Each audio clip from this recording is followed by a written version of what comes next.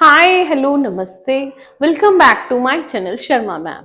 तो बच्चों आज हम करेंगे maths class 10th chapter 7 coordinate geometry. और कोऑर्डिनेट ज्योमेट्री में हम कर रहे हैं क्वेश्चन नंबर 6। तो बेटा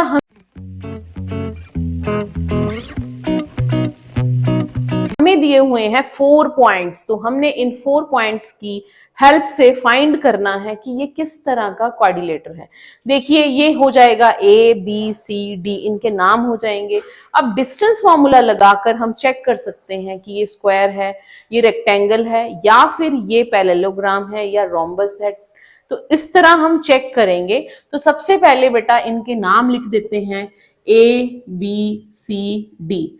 तो for checking which type of quadrilateral is this one, we will find out the distance formula. तो distance formula between AB पहले sides का कर लेते हैं, -1 का स्क्वायर प्लस -2 का स्क्वायर।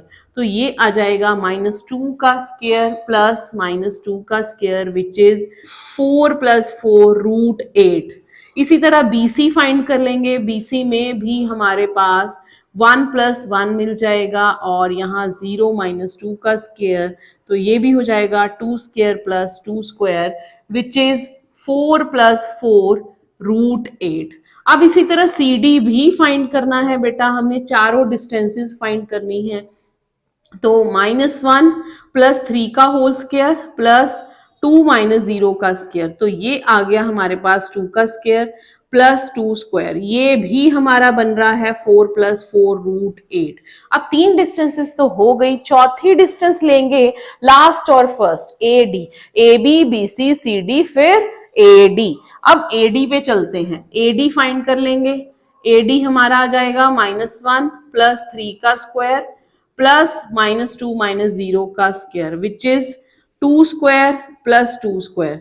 This is 4 + 4 √8। अब हमारे ये सारे डिस्टेंसेस आ गई हैं। अब हमने बेटा फाइंड करना है डायगोनल्स। डायगोनल्स से ही पता चलेगा। अब फॉर डायगोनल्स हम फाइंड करेंगे AC और BD। अगर डायगोनल्स इक्वल आते हैं बेटा तो ये स्क्वायर है, अगर डायगोनल्स इक्वल नहीं आते हैं तो ये एक रोम्बस है। ठीक है, तो AC ले लेते हैं पहले। AC -1 माइनस ऑफ -1 का स्क्वायर प्लस -2 - 2 का स्क्वायर।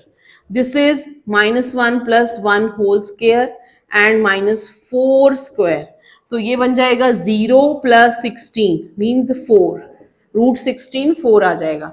इसी तरह BD देख लेते हैं। अब BD में आएगा 1 - -3 का स्क्वायर प्लस 0 - 0 स्क्वायर। तो बेटा ये बन रहा है 1 + 3 का स्क्वायर प्लस 0 का स्क्वायर। तो ये भी हमारे पास आ गया 4 square plus 16 means 4 square plus 0, तो √16 मीन्स 4। तो डायगोनल्स इक्वल है। आपने यहाँ लिख देना है at last AB is equal to BC is equal to CD is equal to DA and AC is also equal to BD. This implies ABCD is a square. तो ये एक स्क्वायर है बेटा। अगर डायगोनल इक्वल नहीं होते तो हम कहते कि ये एक रोम्बस है। ठीक है, तो अगर ऑपोजिट साइड्स इक्वल होती और डायगोनल्स इक्वल होते तो हम कहते कि ये रेक्टेंगल है। ठीक है, और पैरेललोग्राम भी हो सकता है उस केस में। तो स्टार्ट करते हैं question number 6, second part, exercise 7.1। हमें पूछा गया है name the type of quadrilateral formed if any by the following points and give reason for your answer. तो बेटा अब 4 पॉइंट्स फिर से हमारे सामने हैं। तो अब AB BC CD AD सब फाइंड करेंगे, डायगोनल भी फाइंड करेंगे। तो जल्दी से स्टार्ट करते हैं। फॉर AB -3 का स्क्वायर प्लस 5 - 1 का स्क्वायर, तो ये आ जाएगा -6 स्क्वायर प्लस 4 स्क्वायर। तो ये बन गया हमारे पास 36 + 16। ठीक है, अब इन दोनों को हम ऐड कर देंगे 36 + 16 को, तो ये हमारे पास आ जाएगा √52। इसी तरह अब BC फाइंड करते हैं। BC में हमारे पास आ रहा है 3 - 0 का स्क्वायर 1 - 3 का square. This is 3 square plus -2 square. 3 square is 9 - 2 square is 4, तो ये आ गया √13। अब सी डी निकाल लेते हैं। सी डी में आएगा 0 minus minus plus 1 square, 3 minus minus plus 4 square, तो ये आ जाएगा 1 का स्क्वायर प्लस 7 स्क्वायर, मीन्स ये बन जाएगा हमारा √50। अरे ये तो सभी अलग अलग आ रहे हैं, अब देखते हैं कौन सा क्वाड्रिलेटर बनेगा। अगर अलग अलग आ रहे हैं तो बेटा हम लिखेंगे कि ये कोई भी क्वाड्रिलेटर फॉर्म नहीं कर रहा है, this is not forming any type of quadrilateral. तो +5 + 4, आई थिंक सो कि ये भी अलग सा ही आएगा, 2 का स्क्वायर प्लस 9 का square, yes this will be 4 + 81, 85। तो आप लिख सकते हो hair AB, BC, CD and AD all sides are different, all sides are different, so it is not forming any quadrilateral, any quadrilateral। ठीक है, तो ये था हमारा second part of question number 6। Start करते हैं क्वेश्चन नंबर 6 का third part. बेटा अब फिर से हमारे पास 4 पॉइंट्स हैं A B C D। अब फिर से हम वही डिस्टेंसेस फाइंड करेंगे। पहले A B फाइंड कर लेते हैं, 4 - 7 का स्क्वायर प्लस 5 - 6 का स्क्वायर।